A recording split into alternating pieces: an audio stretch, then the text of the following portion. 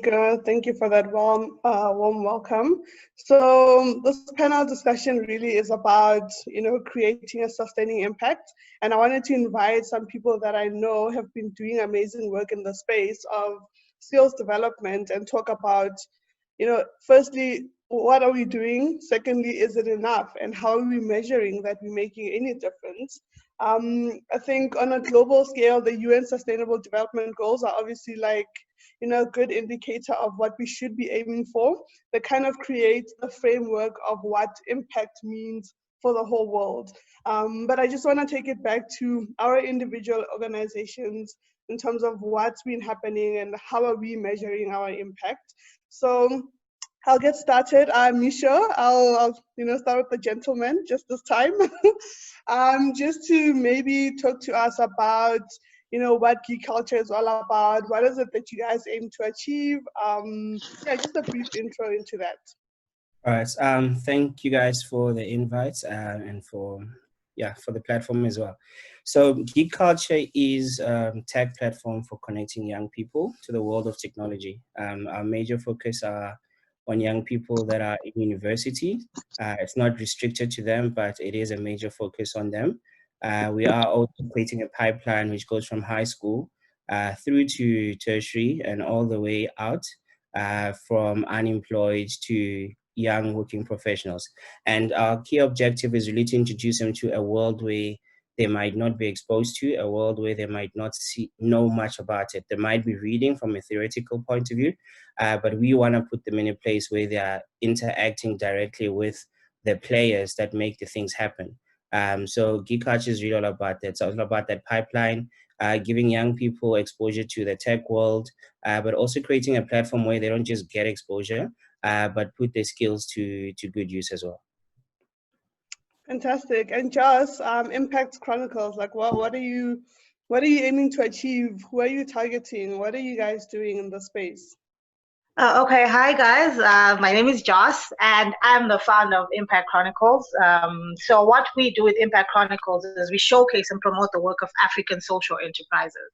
So a lot of our work has been trying to amplify the voices of social enterprises and enterprises in general all over. But now we have realized that there's so many other issues that come with being an African entrepreneur, being an African founder. So we are getting into the space of then helping them build sustainable business models and a lot of capacity building. So yeah, that's the work that we do. Great. Victoria, I'll hand over to you just to do an intro. Super. Thank you very much, Sandy, and thank you so much for the platform and for the opportunity to meet everybody, and hi to the other panelists. So Goals and Sin Trust is a non-profit organization based in Bulawayo, Zimbabwe, so that's the second largest city in Zimbabwe. And basically what we're doing is we're on a drive to empower as many girls as possible. In fact, to be specific, 1 million girls by the year 2030 to break into the field of STEM, and not just only STEM, but STEM-related businesses, STEM-related occupations, and STEM-related studies. Now, I don't need to go into the statistics about why, where women are in terms of STEM the world over. And so this is basically what we're doing, and that's basically our drive. And one of the major reasons why we've done this is particularly in Zimbabwe, a lot of our girls are not taking up STEM from a very early age. And so we look at catching them young. So we train them from the ages of 11 to 25. So 25 would ideally be probably your year of graduation. And we try and sort of work with them from there. And so there are various amazing things that we're doing as Goals and Sin Trust. Great. So, I think it's pretty clear. A lot of us are focused, obviously, on the youth and making sure that we're giving them opportunities. A very strong focus on women, of course, because we know the stats, we know they are the most marginalized. But I really want to get more into the impact, and Joss, I'm going to start with you because you've named your organization Impact Chronicles. What exactly does impact mean for you? What does it mean for your organization? And what does it mean for your beneficiaries? Okay, so there's two parts to Impact Chronicles. The first part that I highlighted, the showcasing and promoting work. And to us, impact means the African founder has more opportunities than they have now. the founder gets links to people around them who are doing the same work that they're doing, because we realize that a lot of the people we interact with keep saying, Joss, please just connect us with people who are doing the same thing, because for us as social enterprises, what matters is the impact. So our work is trying to get those connections going, getting these social enterprises in connection with the right impact investment and things like that. And then the other side of things, we recently also started what's called junior think tanks. So for junior think tanks, that's more of a youth-led organization. What we're doing is we're trying to get, we're building a curriculum that is based around teaching children in primary school an entrepreneurial mindset. So lessons in problem solving, design thinking, and things like that. And to us, impact is having a better future for the youth of Africa.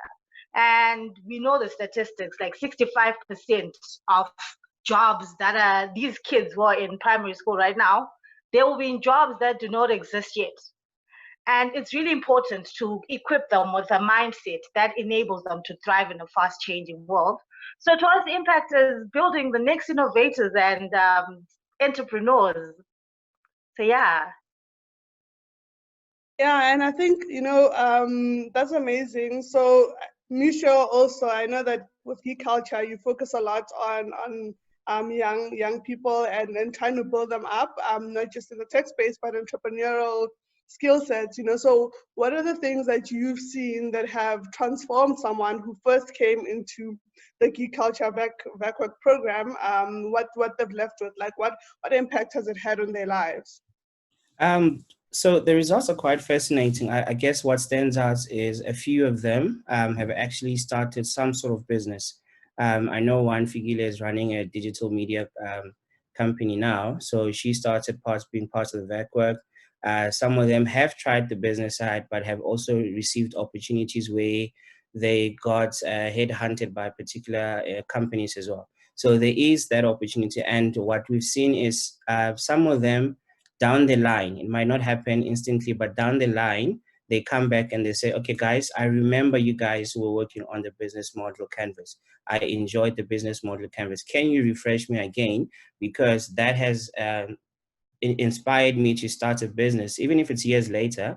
But I feel that I need to go back to that particular content to do that. So that's what we're seeing, that it's more of a seed is being planted. A seed is just being planted, and it grows through the years. So it's another thing that we also anticipate, just to not expect instant results, but it's more like how do you, look after everything, nurture the process, and make sure that you give them proper foundation. So those are some of the results we've actually seen, and it's quite good to see, young people transitioning from not knowing what to do to thinking, oh, actually, I can actually start a business.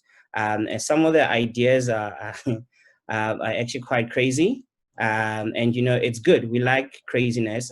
That way we know, okay, at least we can panel bit it a little bit to say, here's a direction that you can actually go, or at least link you up with potential people that can help channel you in the right direction. Yeah, so I mean, crazy ideas are the ones that are going to change the world, right? Yeah. You can't think small and then expect to create like a large impact on the world. And touching on something that you said, Mixo, the fact that impact is not instantaneous. Like you can't come to an event today and then tomorrow you're a millionaire, you've started a business. So it's very important that in the process, like you said, we nurture our beneficiaries and give them opportunities and follow up and follow through all the way till they become what they wanted to do. And Victoria, you talked about 1 million women, which I love, obviously. But like, how do we get there? How do we make sure that what we're doing today, the seeds that we are planting, are going to lead to 1 million, so that in 10 years' time, that is like right here, we're not still having the same conversations about we don't have enough women in the space. Well, I think it's just basically being intentional, then, because that's where I've seen. I think we've spoken about diversity in the workplace. We've spoken about inclusion. We've had this conversation for years, but the thing is, we haven't really been intentional about the roadmap. What's the framework? How are we going to achieve it? And so one of the most important things is create synergies. Have like a melting pot where all the players in the industry are together, and we're saying to them, look, we have a problem, it needs to be addressed. And it's just as simple as, simple things like, giving the women the portfolios and the projects that will push them, that will force them to be in positions of leadership. A little intentional thing like that could actually put us one step ahead. Encouraging girls from the get-go, from the jump, to say when we are looking for members of a science club, let's have more girls intentionally being in that space to say, you too can do science. One of the biggest stumbling blocks I should say, specifically maybe in my country, is when we did our baseline survey as girls in STEM plus, we actually realized that a lot of the girls are doing things like commercials and arts. And when you sit down and have conversations with them and say to them, what are you going to do with this? And she would say, I don't know, I got put into this class. And I said, and you didn't think to challenge it, in a sense? You didn't think to say, well, I don't want to do this is not me. And I am a case in point, by the way. I did commercials all the way up until probably my first year at university. And then I realized, no. You see, so somewhere along the line, somebody failed to pick up the scientist in me. And I had to figure this out on my own much later. So that's primarily some of the reasons why we sort of need to be intentional from the jump when we look at issues to do with curriculum. I know Joss spoke about it, and she's developing a curriculum, which I think is amazing. And these are some of the things we're talking about. Misha's speaking about planting seeds and all of that. But you can't plant a seed when somebody's halfway through their adult life and you want to try and change, that mindset and that career. It just doesn't make any sense. So when we speak of 1 million girls, and by the way, 1 million to me is a very small number. For me, it's like the least number of women that we need to get into STEM by 2030. Now, there needs to be a roadmap. I know this is a conversation that needs to be had across Africa to say, where are the women? What are we doing intentionally as organizations to bring us that step closer towards having a lot of diversity and a lot of inclusion in all facets, not just STEM, but basically in all other facets where women need to, be exposed professionally. Yeah, I think one of the key things I took from that is we need an ecosystem. Like if we're really going to make systematic change, not just in our individual countries, but like in Africa, because I think, we are the generation that's really trying to push for Africa to become one, where, it's not just about Zimbabwe or South Africa, but how do we create systematic change that will, fundamentally, put us as like the leaders on the world stage, because we have the resources, we have the capacity, we have the mental capacity, and it's just about working together. I think one of the things that I've noticed, and I have a big issue with, is silos. Like we talk a lot about how there's silos and how we should be working together, but seemingly, it's difficult to do it. And one of the reasons I think, and Victoria, you touched on it a bit, is we don't have a framework that we've developed for ourselves, right? We don't have like, this is what we want to do. If you want to play in the space of technology, these are the tools, these are the frameworks. This is like, standardizing what we're teaching people, because I could think that this is the right way, but there could be a better way. So I think we need to sort of start having more conversations about creating open source, platforms and information that will allow us to then tap into, instead of trying to reinvent the wheel, just tap into whatever framework has been agreed upon, that this is how we get Africa to where we want it to be in the next 10 years, and say, cool, I'm gonna do this in my little corner, but I'm doing it, as part of the collective. And one of the things I'm particularly focused on, was I on mute the whole time, guys? No, we heard most of what you said. Sorry, okay, I think I clicked it by mistake now. But one of the things I'm particularly interested about right now that I'm doing as part of my studies is around monitoring and evaluation. So my key question is, great, we want to create impact. How do we know that we're doing so? So there needs to be some sort of monitoring and evaluation system that we put in place, not just individually as organizations, but again throughout Africa. So I don't know, Misha, your thoughts around that. How do you guys like monitor the people that have come through your programs? How do you, see that, they've definitely grown, besides obviously like personal testimonials, but how do we do it in such a way that, 10 years from now, we can say, guys, we've actually reached 10 million youth, or whatever the number is that we collectively decide on. And then secondly, and anyone can jump in on that, is the whole idea of an ecosystem. How do we really, start doing that in a meaningful way? All right. For us, the best way of monitoring is just us directly doing it in a way that we don't just create an initiative and leave it there.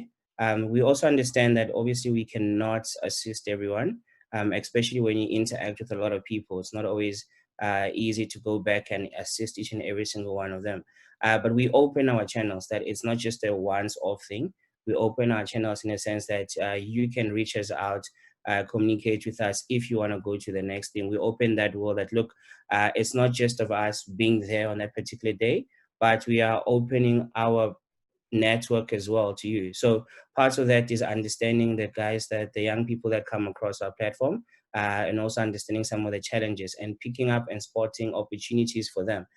So for monitoring wise, it's also how they progress with us opening the different opportunities. So not too much of it's a barometer or a scale thing that, okay, you move from here to there.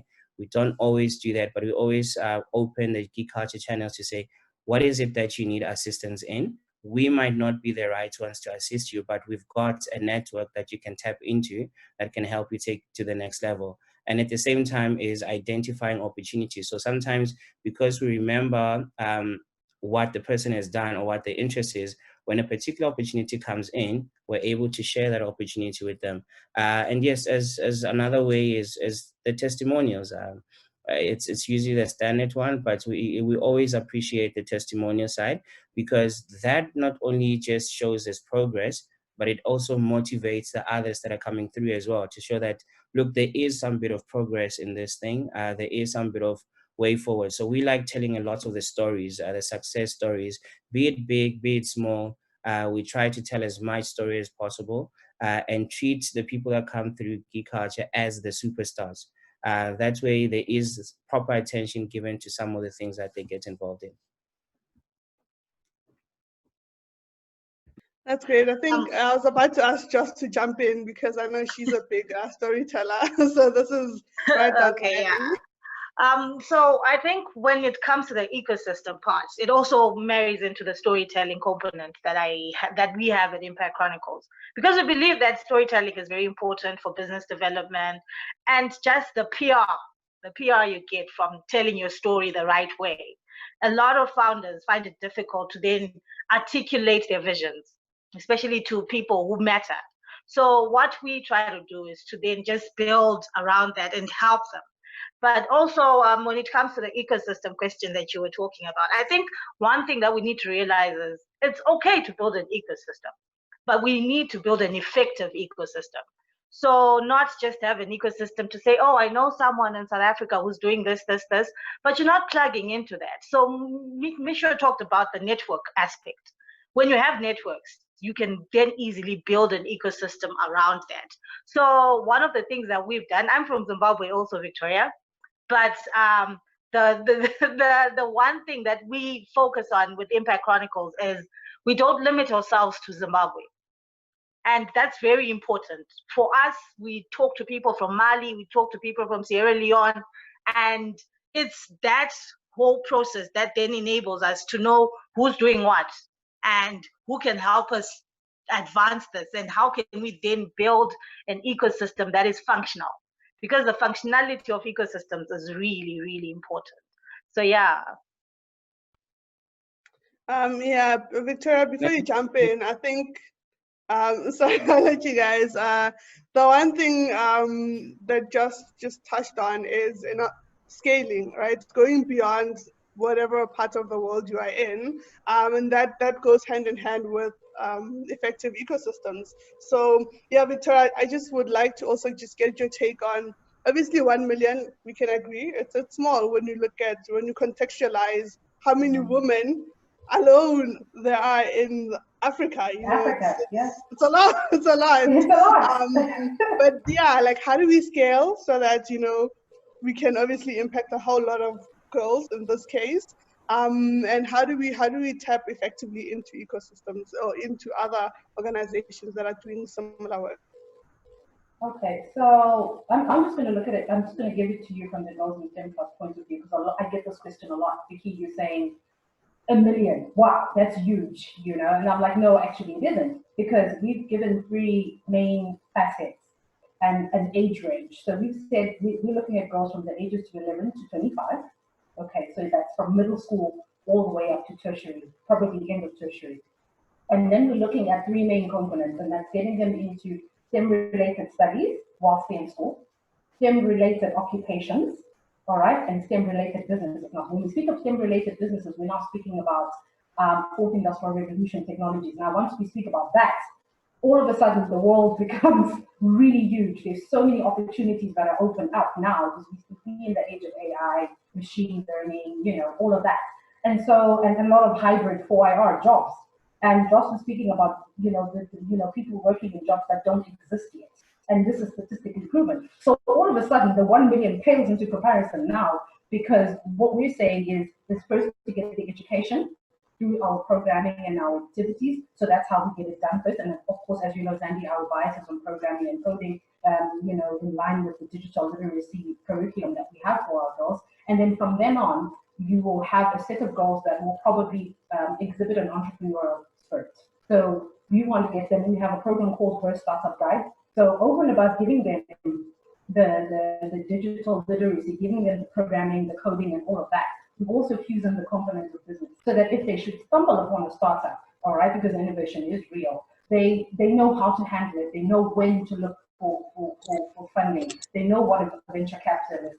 We actually put them into that world and say, okay, that's for you. And then we want to speak about the curriculum right from the jump. I know with our education curriculum in recent years, they've actually STEMatized. So there is some sort of a deliberate drive towards getting everybody into STEM, which is great. We appreciate that. But the key now is to get a lot of girls exhibiting an interest into STEM. Now, we all know when girls are around the ages of 6, 7, they're brilliant at STEM. And then for some reason, we lose them around about the age of 10, 11, which is why we grab them at 11 and say, look, let's sustain your interest. Let's sustain your love for STEM. And we keep it going until they get into university. And this is where we're saying to them, there is a whole range of courses, there's a whole range of occupations that are waiting for you out there if you know where to look and if you know what to study. So you see, it's now an intentional framework. And going back to your question on ecosystems, one of the things that I was thinking as Josh was speaking is, gone are the days where Silicon Valley actually informs the basis of what a tech ecosystem should look like.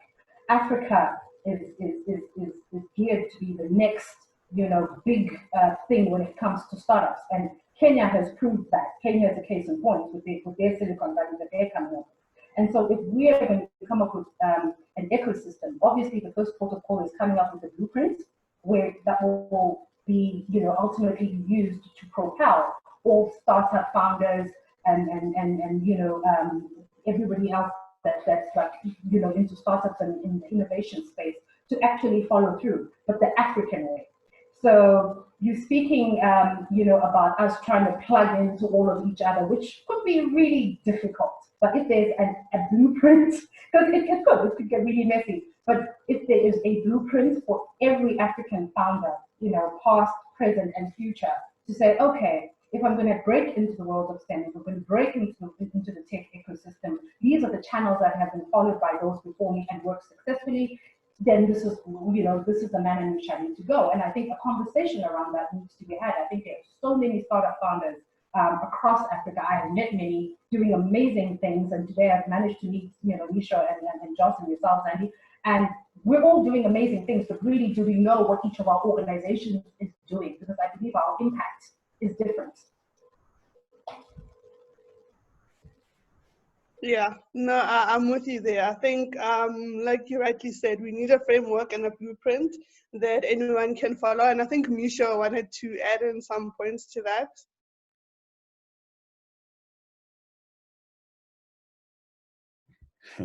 What I wanted to say, I think you touched a bit on it, is the importance of collaboration, the importance of working together, and we're seeing a lot, even here in South Africa.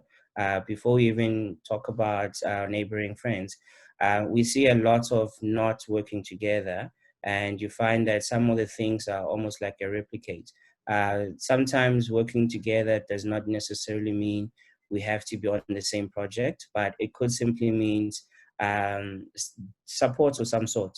And the moment you get that, the moment you start having that, and Victoria mentioned about knowing what the others are doing, it's actually quite important, because sometimes you can come back and say, listen, I think you guys are doing this and this. Maybe you should do 1, 2, 3. And by doing that, you're also looking out for opportunities for each other. I know, Zandi, this has happened with your side as well, where something popped up and it's a matter of, well, this does not look like something that we would do, but it's ideally something that looks like you guys could do. That kind of sharing, that kind of interaction and working is what grows the space, the ecosystem, because we are, at the end of the day, fighting and working on, achieving more or less the same goals. We can actually get a lot faster there if there is ways for us to just at least work with each other or help each other here and there. Yeah, absolutely. I think it's important that you're able to plug in people where necessary. So, if an opportunity comes and it's really not for us, instead of just, saying, no, we're not interested, once you understand who's who and who's doing what, you're able to say, oh, but, there's Geek culture. They can, potentially be involved because I know that they're in the space. And I personally like to do that because that's how we grow. Like, there's no ways we can help everyone as one organization. It's literally impossible. So there needs to be that type of collaboration as well, not just like we have to work on a project together. Sometimes it's not possible because there's no specific synergies with that, but just looking out for each other and, giving each other opportunities where relevant. So I think, Joss, you wanted to add to that.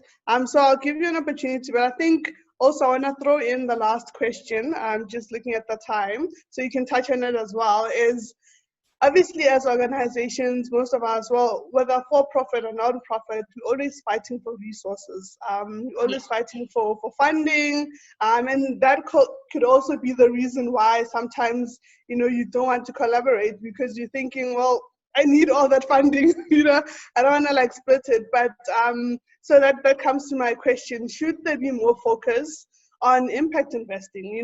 Because I know a lot of, VCs and angel investors focus a lot on for-profit organizations. What about non-for-profit organizations that are also creating, sustainable impact? Like, should there be specific impact investing for organizations like ours that are doing such amazing work? Yeah, so interestingly, for social enterprises, the impact investment network has over 500 billion a year funding, but that usually goes to a certain type of founder.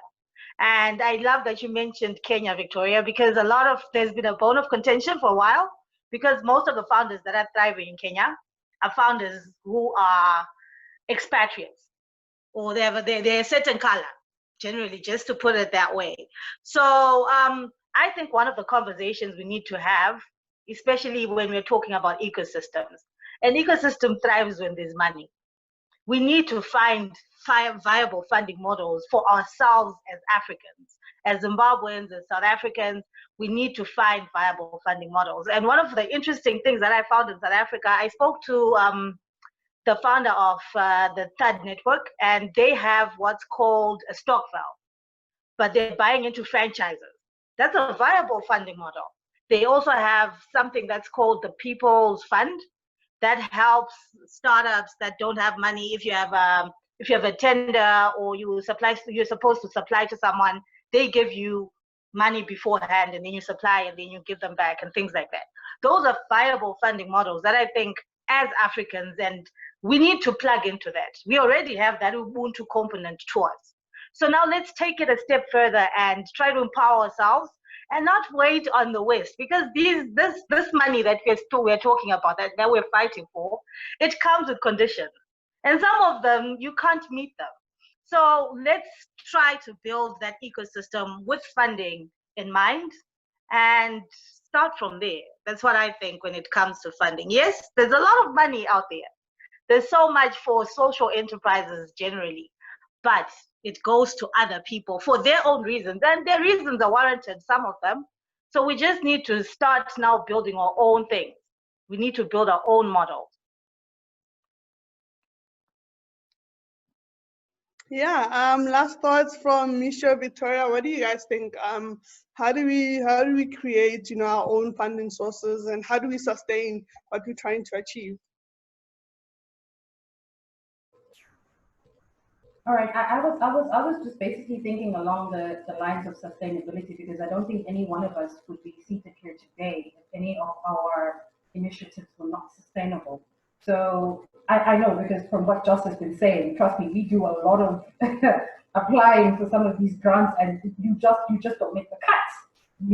As sustainable as you are, and then as much impact as you clearly can prove you have, for some reason you just fall short of making it. And I'm just thinking, there's got to be a fund, perhaps, that's got to be created specifically for the not-for-profit organizations in Africa. And I think one of the key things that should be looked into is how viable is your initiative well after the initial funding terminates. So, for instance, we're speaking about $1 million. Now, if I had the funding that I needed to set up the resources that I need to set up, for the next 10 years on a revolving basis, the type of programs and activities that would ensure that I reach my 1 million target, then I wouldn't have to repetitively keep looking for funding.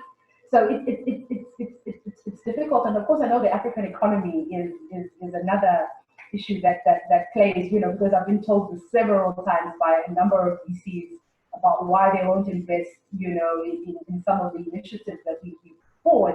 But these are some of the things that we sort of need to look at, to sort of say we're having a fund for Africans by Africans, but with these specific sort of requirements that make it easy for organizations that we're all running to actually, see the light of day at the end of the day. So that is where my thought process kind of is around that. And basically that's I think Joss has said it all, but that's basically where I was coming from, to say if you can prove your sustainability long after the project terminates, and you can prove the type of impact that it's going to have, then definitely you will be something, the initiative is something worth funding.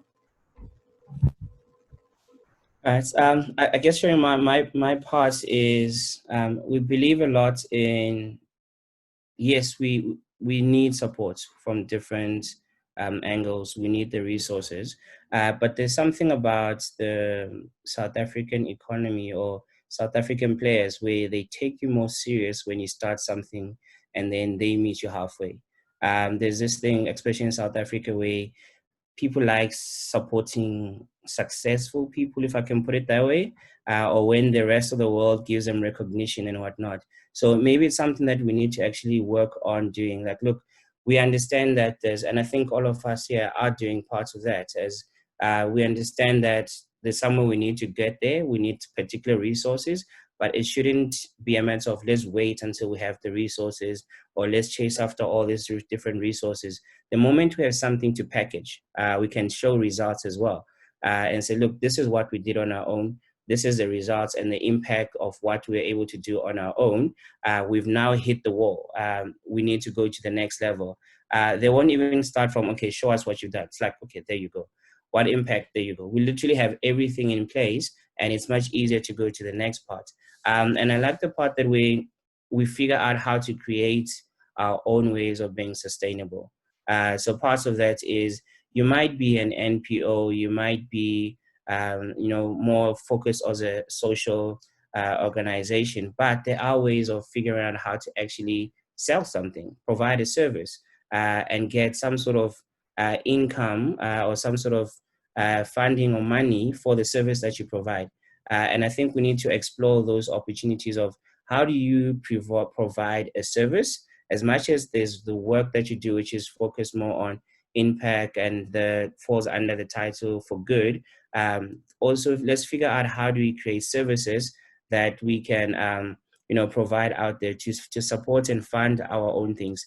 I do like what Jocelyn mentioned with the People's Fund. There is lessons to be learned from what they're able to do there. It's not too much about, I see the funding part, but I love the element that organizations come together and say, look, we need to figure out how to do this ourselves. We need to figure out how to support this. We understand that there's certain players around us who might be holding certain things, but if we come together and are able to help each other out, we are able to unlock and open more doors and opportunities. Yeah, thank you guys so much. I think this conversation could go on for hours, and it needs to, because there's so much impact that can be created when we come together. So thank you for this, and I'll hand over to Nico.